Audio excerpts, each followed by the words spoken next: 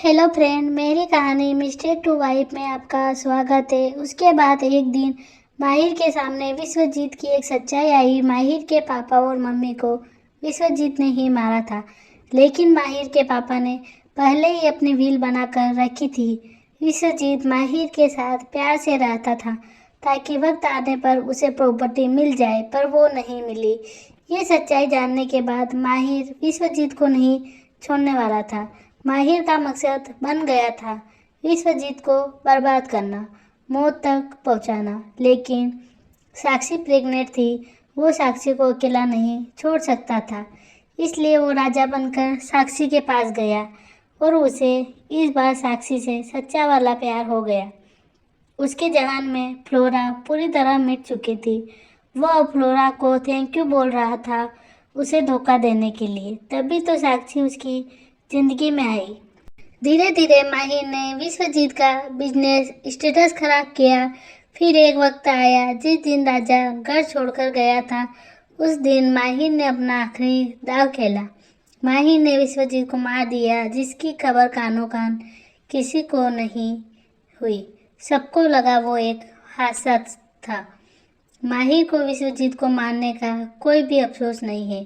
साक्षी हैरानी से, आपने किसी की जान ले ली माहिर, आपने मार दिया। माहिर: हाँ, मार दिया मैंने उसे। उस इंसान ने मुझे अनाथ किया। अपने माँ बाप की मौत का इंसाफ तो करना ही था ना। और इतना ही नहीं, सिर्फ मुझे ही नहीं, मेरी इच्छा को भी उसी इंसान ने अनाथ किया है। साक्षी: मतलब? माहिर: राशि और युग जो सिर्फ मेरे दोस्त ही नहीं मेरी जिंदगी थे, उन्हें भी उस विश्वजीत रहेजा ने ही मारा। क्योंकि जब मैं फ्लोरा को मंडप में छोड़कर गया तो मुझे तोड़ने के लिए उन्हें भी मुझसे छीन लिया गया। उन्हें लगा अगर वो राशि युग को मार देंगे तो मैं टूट जाऊंगा, लेकिन मैं पहले से और मजबूत हो गया, क्योंकि मुझे मेरी इच्छा की माँ और बाप दोनों बनना था। अगर तुम चाहती हो मैं पुलिस के सामने सरेंडर कर दूं तो मैं कर दूंगा। साक्षी उसके गले लग जाती है। कोई ज़रूरत नहीं है आपको सरेंडर करने की। किसी को क्या पता चल रहा है कि विश्वजीत को आपने मारा है। माहिर: तुम तो यार कमाल हो। साक्षी: बचपन से हूँ, पर आप मुझसे वादा करें, यह आपकी ज़िंदगी का पहला और आखिरी जुर्म है।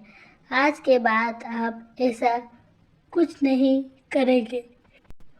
माहिर: प्रॉमिस। साक्षी: हाँ, मैं आज बहुत खुश हूँ। माहिर: मुझे कोई अफसोस नहीं है उस इंसान को मारने में। साक्षी: हमें इस बारे में बात नहीं करनी चाहिए। माहिर: हम बताओ, तुम मानती हो ना हमारी शादी को? साक्षी को जैसे ही कुछ याद आया, माहिर को आंखें छोटी करके घूरती है। माहिर को कुछ समझ नहीं आया। माहिर: क्या हुआ? साक्षी गुस्से से: मैं आपसे बात नहीं करूँगी। आपने इतना तड़पाया है मुझे और आप चाहते हैं मैं इतनी आसानी से मान जाऊं? नहीं मिस्टर रहेजा। और गुस्से से वहाँ से चली गई।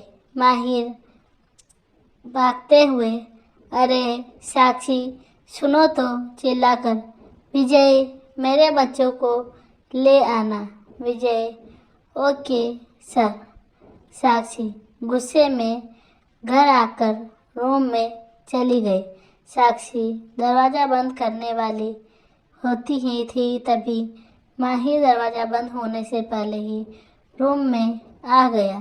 साक्षी गुस्से से दूसरी तरफ चली गई। माहिर: साक्षी एम सॉरी ना, माफ़ कर दो यार।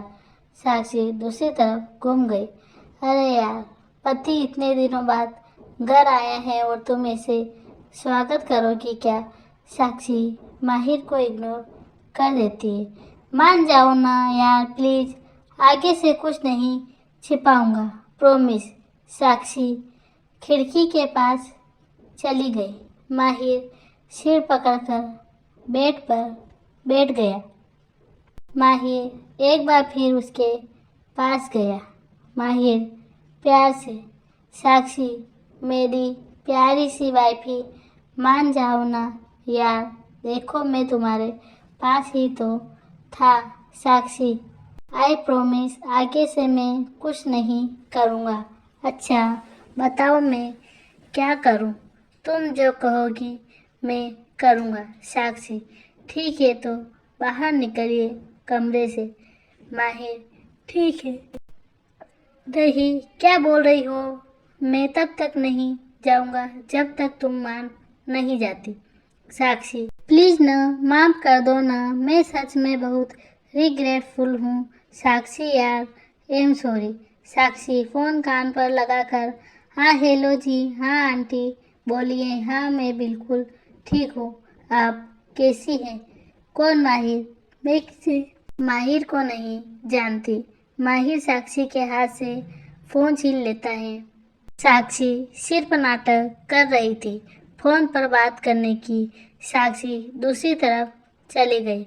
माहिर साक्षी मेरी बात सुनो बेबी। साक्षी उसे घूर कर देखती है। ओके सॉरी, नहीं बोलूँगा बेबी। अच्छा बीवी, मान जाओ ना यार। बहुत देर से कोशिश करने के बाद साक्षी नहीं मानती। माहिर गहरी सांस लेकर उसे देखता है। तभी उसके दिमाग में एक आइडिया आया। माहिर फ़ोन लेकर उसमें गाना प्ले कर साइड में रख दिया। तुम हो पास मेरे, साथ मेरे हो तुम, यूँ जितना महसूस करो तुमको उतना ही पाप भी लूँ। माहिर साक्षी के पास आकर उसे अपनी गोद में उठाकर बेड पर बैठ गया। साक्षी उससे दूर होने की कोशिश करती। माहिर साक्षी को बेड पर बिठाकर खुद उसके सामने जमीन पर बैठ गया। कान पकड़कर बैठ गया। पूछे बिना किसी से हम मिले, बंदिशें न रही कोई बाकी, तुम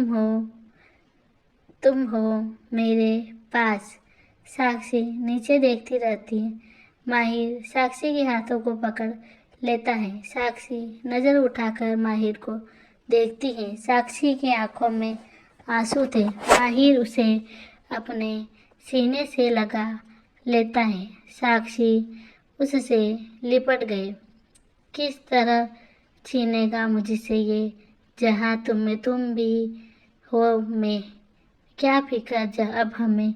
साक्षी बिफर कर रो पड़ी। साक्षी बहुत रो रही थी। माहिर उसकी पीठ सहला रहा था। साक्षी नम आंखों से उसकी आंखों में देखती है। खुद को मैं हार गया, तुमको मैं जीतता हूँ, तुम हो।